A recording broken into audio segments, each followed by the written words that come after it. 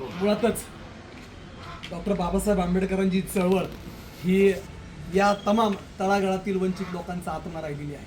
आणि बाबासाहेबांनी जो समतेचा वृक्ष लावलाय त्या वृक्षाला आलेली फळं म्हणजे आदरणीय लोंढे साहेबांसारखी जे नेतृत्व आमच्यासोबत आहे.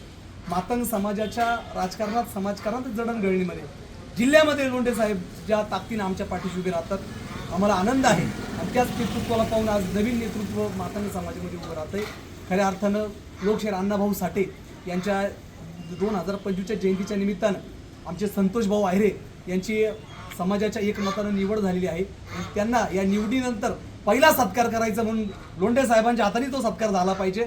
आणि एक नवा इतिहास या जयंतीच्या निमित्तानं, एक प्रबोधनाच्या निमित्तानं या ठिकाणी आम्ही करणार आहोत. आणि लोंढे साहेबांचे आशीर्वाद या निमित्तानं मिळाले. सातपुरी भागातील आणि नाशकातील अनेक काही प्रलंबित प्रश्न आहेत, त्याबाबतही सकारात्मक समाजाच्या बाबतीत चर्चा झाली. आणि मला अभिमान आणि आनंद या गोष्टीचा आहे की ज्या ठिकाणी लोंढे साहेबांनी हात घातलाय त्या ठिकाणचं काम कोणीच अडवू शकत नाही. आणि आम्हाला आनंद या गोष्टीचा आहे की जर नाशिक महानगरपालिकेमध्ये मातंगांचा जर नगरसेवक असेल तर एकमेव लोंढे साहेब एक असं नेतृत्व आहे की ती मातंगांच्या या नगरसेवकाला त्या राजीव गांधी भवनामध्ये पोहोचवतील अशी आशा आणि अपेक्षा या धर्मतीर्थाच्या समोर मी व्यक्त करतो.